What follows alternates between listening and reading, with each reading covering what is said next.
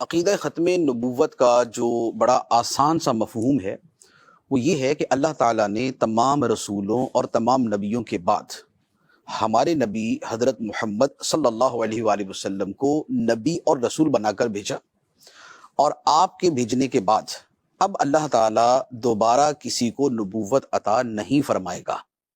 جو آخری نبی کے طور پہ آنا تھا دنیا کے اندر وہ نبی پاک علیہ الصلوۃ والسلام آ چکے ہیں۔ تو اب آپ کے بعد، آپ کے زمانے میں یا آپ کے بعد قیامت تک اب کسی نئے نبی نے نہیں آنا، کسی کو نبوت نہیں دی جائے گی، کسی کو اس منصب کے اوپر فائز نہیں کیا جائے گا۔ تو یہ ہے ہمارا بنیادی عقیدہ، اور باقی رہا اس کا تعلق کہ اس کا ماننا کیا ہے اور اس کے نہ ماننے کا حکم کیا ہے۔ تو وہ یہ ہے کہ اس کا ماننا تو ایسے ہی ہے کہ یہ جیسے قرآن پاک کا ماننا، کیونکہ نبی پاک علیہ الصلوۃ والسلام کی جو ختم نبوت کا بیان ہے یہ قرآن پاک میں ہے، اور قرآن پاک پر ایمان رکھنا فرض ہے۔ فرض ہے۔ قرآن پاک کے ایک لفظ کا بھی اگر کوئی انکار کرے گا تو وہ کافر ہے اور وہ مسلمان نہیں ہے، دائرہ اسلام سے خارج ہے۔ تو نبی پاک صلی اللہ تعالیٰ علیہ وآلہ وسلم کا آخری نبی ہونا یہ قرآن کا بیان کردہ عقیدہ ہے۔ اب جو اس کا انکار کرے گا تو وہ قرآن ہی کا منکر قرار پائے گا۔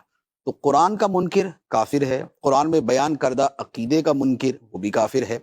تو ایک تو یہ پہلو۔ دوسرے نمبر پہ نبی پاک علیہ الصلوۃ والسلام کا جو آخری نبی ہونا ہے یہ خود نبی پاک علیہ الصلوۃ والسلام نے جتنی مرتبہ اور جتنے انداز میں بیان فرمایا ہے، علماء نے جو اس کی احادیث جمع کی ہیں ان کی تعداد تقریباً 300 سے زیادہ ہے۔ 300 سے زیادہ حدیث 300 سے زیادہ احادیث طیبہ ہیں، اور یہ وہ ہیں کہ جو بالکل واضح طور پہ نبی پاک علیہ الصلوۃ والسلام کے آخری نبی ہونے کو بیان کرتی، جس میں یا ختم نبوت کا لفظ ہے، یا خاتم النبیین کا لفظ ہے، یا انقطاع نبوت کا لفظ ہے، یا جو ہے وہ آخر الامم کے جیسے الفاظ ہیں۔ اس طرح کے وہ الفاظ کے جس میں بہت واضح طور پہ عبارت النص کے طور پہ، اشارت النص کے طور پہ یہ موجود ہوگا کہ نبی پاک علیہ السلام آخری نبی۔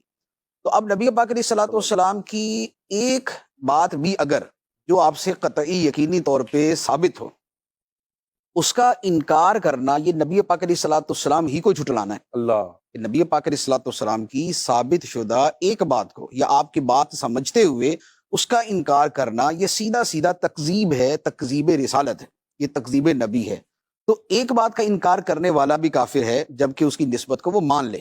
تو یہ جو اتنی بڑی تعداد ہوتی ہے اسے اصطلاح شرع میں کہا جاتا ہے کہ اس کا ثبوت نبی پاک علیہ الصلوۃ والسلام سے تواتر کے ساتھ ہے۔ تواتر کے ساتھ۔ تواتر کا مطلب یہ ہوتا ہے کہ اتنی بڑی تعداد نے ہمیشہ اس بات کو نقل کیا ہے کہ جتنی بڑی تعداد کا جھوٹ پہ جمع ہونا محال ہے، ناممکن ہے۔ ایسا ہو نہیں سکتا کہ اتنی بڑی تعداد جو ہے ایک ہی بات کو یوں نقل کرے۔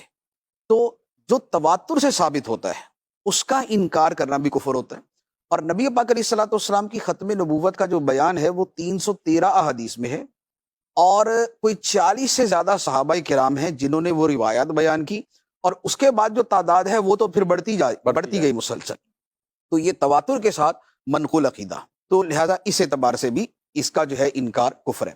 تیسری بات یہ ہے کہ عقائد کے اندر مختلف کیٹیگریز ہوتی ہیں، کہ ایک ایکسٹریم لیول کے جو جسے کہا جاتا ہے کہ قطعی، یقینی، اجماعی، اذعانی عقائد، ایک اس سے کچھ نیچے درجے کے ہوتے ہیں، اس سے کچھ نیچے درجے کے ہوتے ہیں، لیکن اس کا تعلق تھوڑا سا علمی مباحث کے ساتھ ہو جاتا ہے۔ جو سب سے اوپر والا درجہ ہے عقائد کا اسے کہا جاتا ہے ضروریات دین۔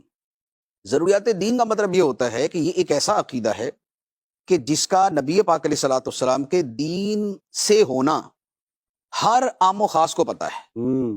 کوئی عالم ہے یا کوئی علماء کی صحبت میں بیٹھنے والا ہے جسے دین کا تھوڑا بہت بھی شغف ہے، وہ یہ جانتا ہے کہ یہ اسلام کا عقیدہ ہے، یہ اسلام کی بات ہے۔ ایسا جو عقیدہ ہوتا ہے اسے کہا جاتا ہے ضروریات دین۔ ضروریات دین وہ چیزیں ہیں کہ جن میں کسی ایک کا انکار کرنے والا بھی اسلام سے 100% خارج ہے۔ کیونکہ ضروریات دین کی کیٹیگری کیا بنتی ہے؟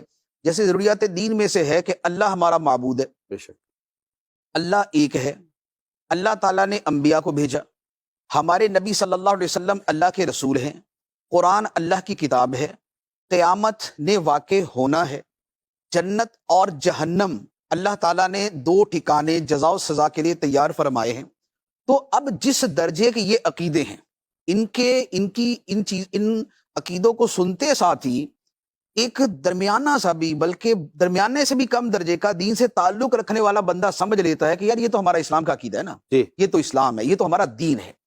نبی پاک علیہ الصلوۃ والسلام کے ختم نبوت کا عقیدہ بھی اسی کیٹیگری میں آتا ہے، اللہ اسی قسم میں آتا ہے، تو یہ اس لیول کا عقیدہ ہے اور اس پر پوری امت متفق ہے، یعنی یہ اجماع امت سے ہے، اور اجماع امت بھی اس بات کے اوپر کہ یہ دین کے مرکزی ترین عقیدوں میں سے ایک عقیدہ ہے۔ تو لہٰذا اب جو اس کا انکار کرے گا وہ ہوگا ضروریات دین کا انکار۔ تو ضروریات دین کا ماننا فرض اور کسی ایک دینی ضروری عقیدے کا انکار کرنا جو ہے یہ کفر ہوتا ہے۔